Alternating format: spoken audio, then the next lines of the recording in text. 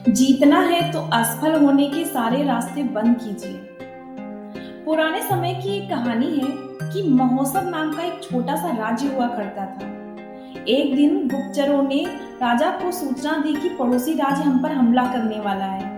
गुप्तचरों ने बताया, खबर एकदम पक्की है, सिर्फ 3 दिनों के भीतर पड़ोसी राज्य अपनी विशाल सेना के साथ हम पर हमला कर देगा और उनकी बड़ी सेना के आगे हमारा टिक पाना बेहद कठिन है।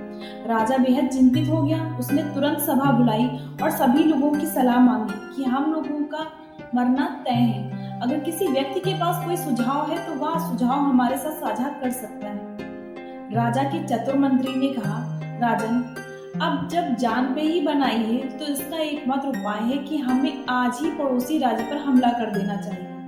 राजा बोला, मंत्री जी, हमारी सेना बहुत छोटी है, हम उनका मुकाबला कैसे कर पाएंगे? मंत्री बोला, राजन, पड़ोसी राज्य की भी अभी युद्ध की तैयारी नहीं है।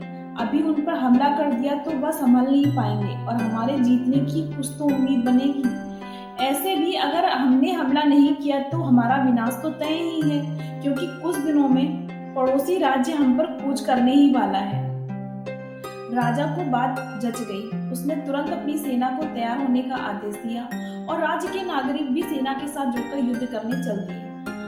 पड़ोसी राज्य में जाने से पहले एक सेना को विशाल नदी के ऊपर बना एक पुल पार करना था। जैसे ही सेना पुल पार करके पड़ोसी राज्य में घुसी तो राजा ने उस पुल में आग लगवा दी और सेना को बोल दिया कि अब हमारे पास वापस जाने का कोई रास्ता नहीं है। या तो हमें विजय प्राप्त करनी है या फिर यहीं मरकर प्राण त्याग देने हैं। सभी सैनिक अपनी पूरी क्षमता के साथ लड़े और पड़ोसी राज्य की बड़ी सेना को भी मात दे दी।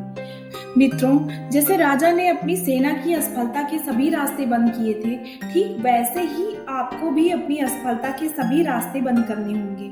आपने स्वयं महसूस किया होगा कि जब इंसान के सभी रास्ते बंद हो जाते हैं, तभी वह सबसे ज्यादा मेहनत करता है और सफलता प्राप्त करता है। अपनी सफलता के लिए खुद को झोंक दीजिए।